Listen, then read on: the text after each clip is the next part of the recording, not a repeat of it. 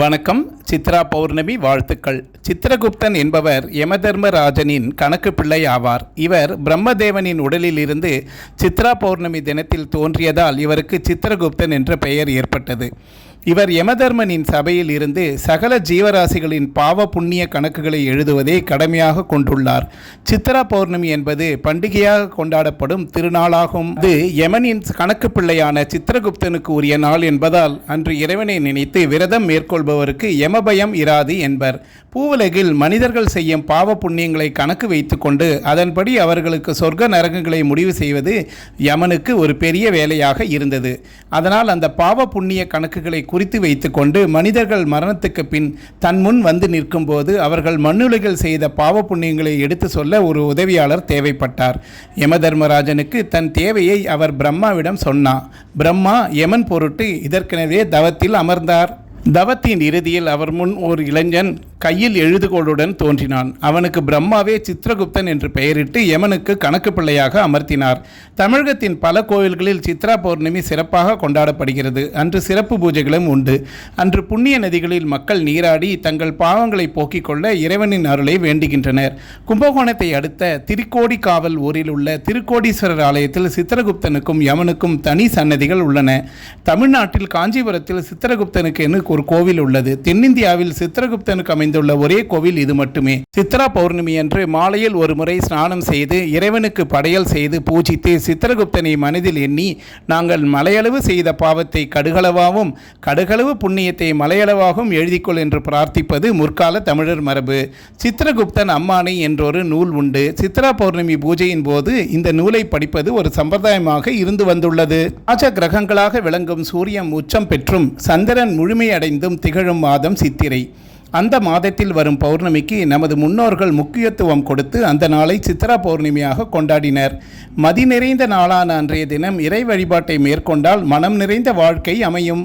அன்றைய தினம் பௌர்ணமி பூஜையை முறையாக மேற்கொண்டால் நினைத்தது நிறைவேறும். நமது பாவ புண்ணியங்களை பதிவு செய்து வைப்பவர் சித்திரகுப்தன் ஆவார். அந்த சித்திரகுப்தனை திருப்தி செய்வதற்கு முற்காலத்தில் சித்ரா பௌர்ணமியை தேர்ந்தெடுத்து வழிபட்டதாக சொல்வர். அன்றைய தினம் அன்னதானம் செய்தால் என்ன தடை இருந்தாலும் அகலும். மதுரை மாநகரில் மீனாட்சி சொக்கநாதர் திருமணம் அன்று நடைபெறும். பௌர்ணமி விழாவை கொண்டாடி மகிழ்கின்றனர் மதுரை மக்கள். கள்ளழகர் மதுரைக்கு எழுந்தருள்வதும் இந்த நேரத்தில்தான். இந்த நாளில்தான் இந்திரன் தன் சாபம் நீங்க சொக்கநாதரை வழிபட்டு பேறு பெற்றான். அதே போல நமக்கு பாவமும் சாபமும் நீங்கவும் உன்னத வாழ்வு அமையவும் சித்ரா பௌர்ணமியை கொண்டாட வேண்டும். செல்வ வளம் பெருகும் வகையிலான வாழ்க்கையை அமைத்துக் கொள்ளுங்கள். திதி பார்த்து வழிபட்டால் விதி மாறும் என்பது பழமொழி. விதியை வெல்ல ஆற்றல் யோகமான திதிகளில் செய்யும் வழிபாட்டிற்கு உண்டு. அந்த வகையில் அமாவாசை திதியும் பௌர்ணமி திதியும் முக்கியமானவை. ஒன்று நிலவு நிறைந்த நாள், ஒன்று நிலவு மறைந்த நாள். நிலவு நிறைந்த நாளில் நாம் விழாவாக கொண்டாடுகிற போது இறையருள் பரிபூர்ணமாக நமக்கு கிடைக்கும். நிலவு மறைந்த நாளை முன்னோர்களை வழிபட்டால் முன்னேற்றத்தில் ஏற்படும் தடைகள் அகலும்.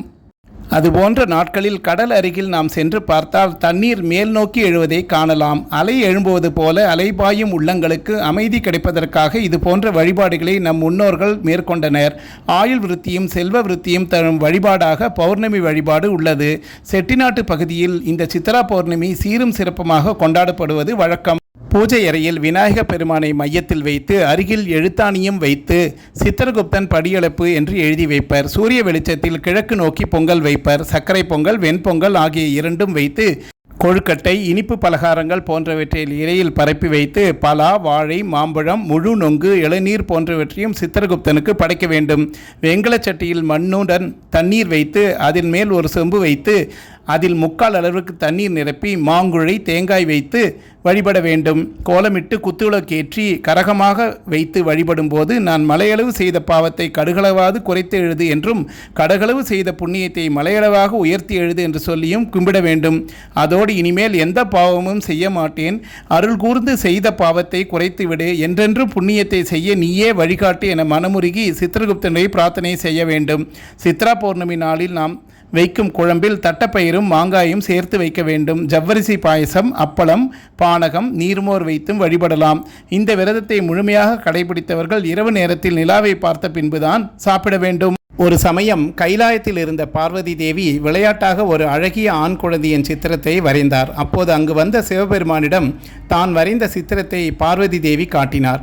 அந்த ஓவியத்தை பார்த்தவுடன் வேலைப்பளு காரணமாக தனக்கு ஒரு உதவியாளரை நியமிக்க யமதர்மன் வேண்டிக் கொண்டது சிவபெருமானுக்கு நினைவில் வந்தது. உடனே தனது மூச்சுக்காற்றை செலுத்தி அந்த ஓவியத்தில் இருந்த குழந்தைக்கு உயிர் கொடுத்தார் சிவபெருமான். சிவசக்தியின் அம்சமாக சித்திரத்திலிருந்து உயிர் பெற்றதால் அக்குழந்தை சித்திரகுப்தன் என பெயர் பெற்றது. சித்திரகுப்தன் பிறக்கும் போதே கையில் எழுத்தாணி ஏடுடன் பிறந்ததாக ஐதீகம். சித் என்றால் மனம், குப்த என்றால் மறைவு என்ற பொருள்படும். அதாவது மனதில் மறைந்திருக்கும் பாவ எண்ணங்களையும் நல்ல செயல்களையும் கவனித்து அதற்கேற்றாற்போல் பாவ புண்ணிய கணக்குகளை எழுதி வைக்கிறார். எனவே சித்ரா பௌர்ணமி நாளில் சித்திரகுப்தன் பூஜையின் போது எழுத்தாணி, கணக்கு நோட்டு புத்தகங்கள் வைத்து வழிபட்டால் வாழ்வில் வளம் பெருகும் என்பது நம்பிக்கையாக உள்ளது.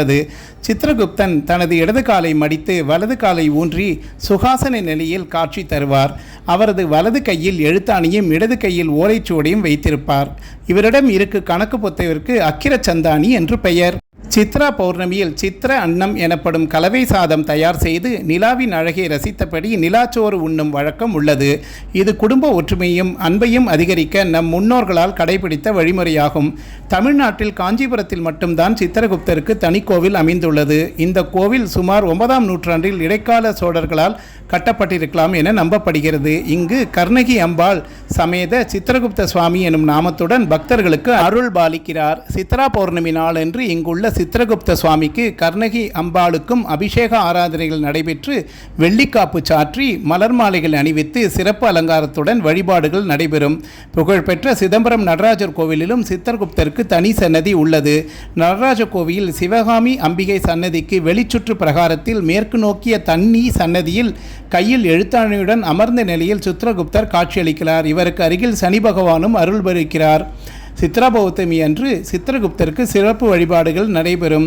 அன்றைய தினம் ஏராளமான பக்தர்கள் வந்து சித்திரகுப்தருக்கு நெய் விளக்கேற்றியும் அர்ச்சனை வழிபட்டு செல்கிறார்கள். நாம் செய்யும் ஒவ்வொரு செயலையும் நமக்கு மேலான ஒரு சக்தி தொடர்ந்து கண்காணித்து வருகிறது. எனவே தீய செயல்களை தவிர்த்து நல்ல செயல்களை செய்ய வேண்டும் என்பதே சித்ரா பௌர்ணமியின் முக்கிய நோக்கமாகும். நன்றி, வணக்கம். மீண்டும் சந்திப்போம்.